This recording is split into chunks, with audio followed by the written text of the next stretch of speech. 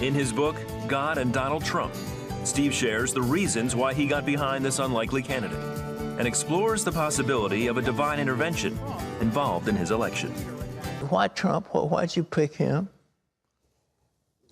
Well, first of all, it was the alternative. I mean, look who we had to vote for. But also, I began to see what a lot of Christians saw was that God was raising up this man who we didn't even necessarily like. And people have asked me why I wrote the book, and I tell them, you know, Hillary Clinton wrote a book called What Happened. And my book answers the question. And that is that God intervened because people were praying for some kind of shift in our country. Right. So God answered our prayers in a way we didn't expect, with a man we didn't even necessarily like. Although when you get to know him or spending time around him, you find out that he's very different than he's portrayed in the media. He's kind and loving. Obviously, something's happening in his life, and has happened in the last 10 years. You pointed out in this book about his relationship with his children. That says a lot about a human being, is what kind of kids does he raise. Even Hillary Clinton complimented him in the debate, remember? And that does tell you a lot about a man. And he has very strong family values. He was raised in the church. He was raised a Presbyterian. Of course, he lived most of his life as a secular billionaire. But about 10 years ago, something happened in his life. He became much more serious. He kind of cleaned up his act. So the things that we don't like about Donald Trump, other than maybe the tweet he did yesterday, is from, you know, before that era. And back in that era, he called Paula White one day. You know, she's on TV, and she was like shocked. Why did he call? He said, "I've been watching you on TV." And apparently he watches Christian TV quite a bit. And he said, "Would you come to Trump Tower and talk to me?" And she did, and a friendship ensued. And then all these years later, when he was wanting to run in 2012, he called Paula and said, "You need to invite some of your friends who know how to pray." He said, "I'm not going to ask them for their support. I'm going to ask them to pray." And of course, he decided not to run. In 2016, he also surrounded himself with Christians fairly early. He seems to enjoy it. He seems to enjoy having people pray for him. And when I started seeing these pictures that were on YouTube of Christian leaders reaching out their hand and praying for him, I was just flabbergasted. I mean, what politician even lets you touch them, let alone pray for them? And you've been around presidents a lot more than I have, but the few times I've been around 4 presidents now, and never were prayers even prayed.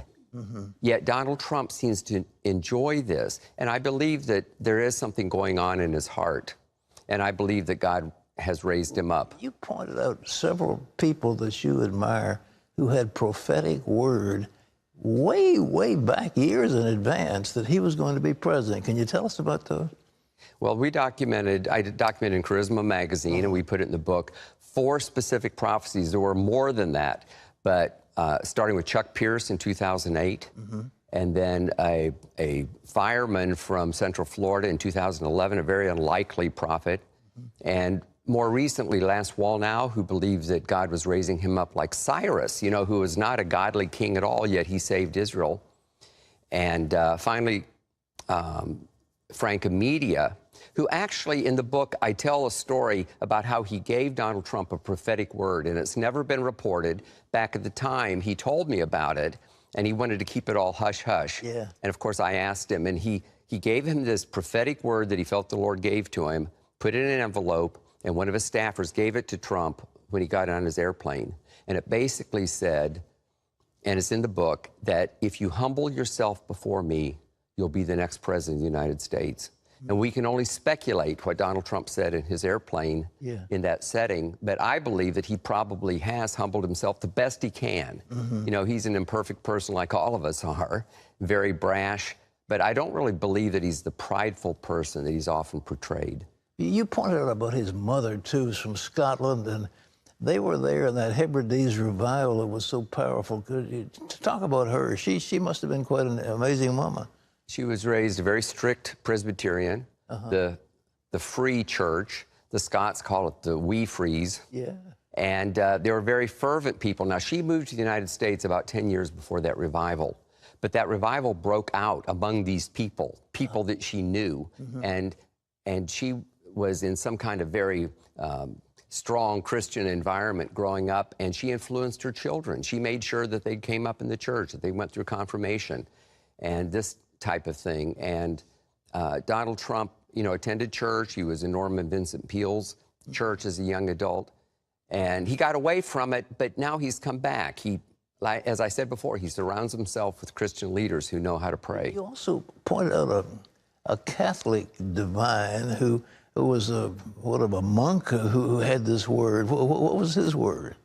Well, this is one of the surprising things. In my research, somebody sent me a link, and a Catholic priest from Rhode Island told how this Catholic holy man named Thomas Zimmer, he was an American who moved to Rome and lived there for about 30 years, and he prayed all the time and went to Mass all the time.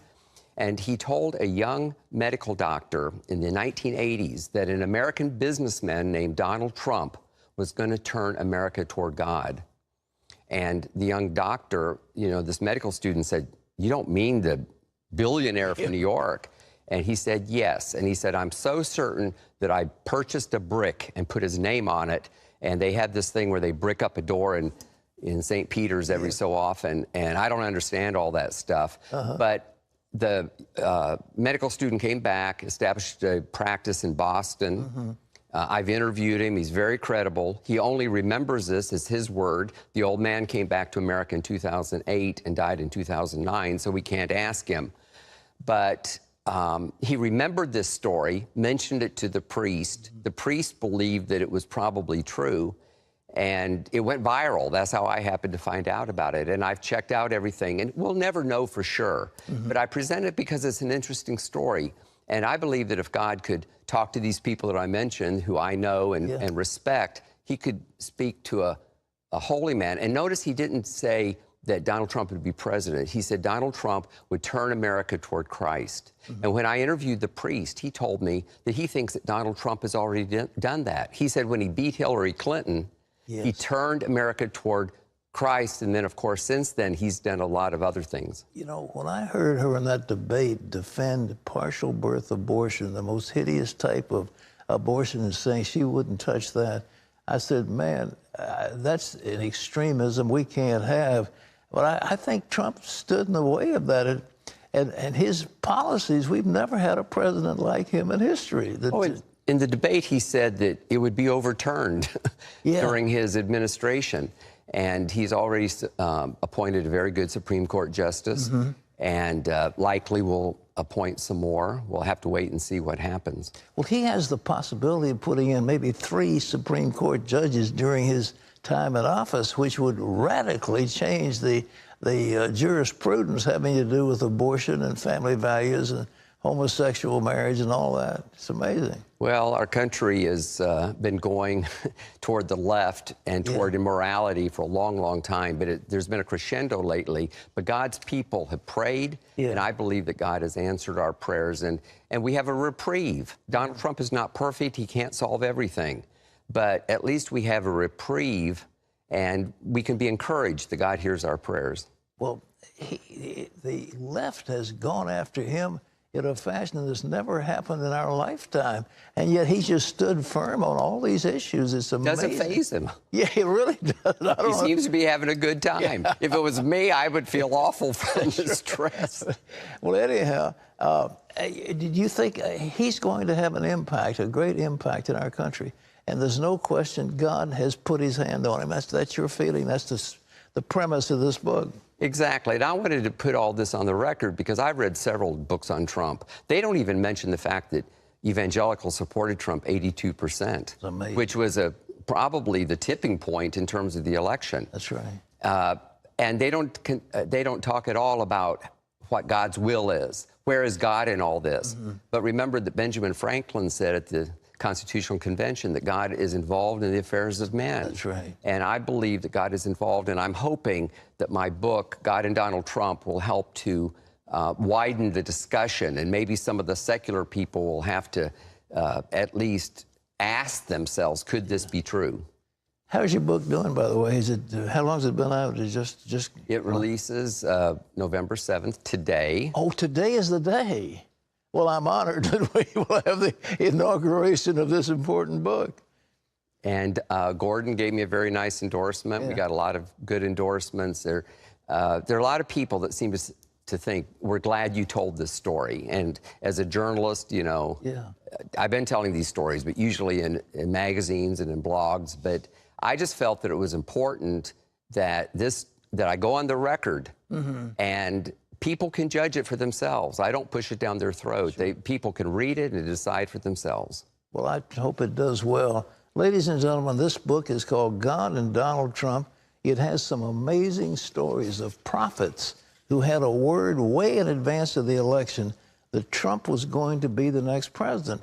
And, you know, it sort of seals in people's minds that this man was indeed chosen by God, which is remarkable. And thank you for writing the book. Well, thank you. Well, I hope it does well. It's available everywhere, right? Everywhere. Everywhere. God and Donald Trump, Stephen Strang, published, and it was an endorsement, a forward by Mike Huckabee, Governor Huckabee, with a number of endorsements on the back. And who publishes it? You published it? I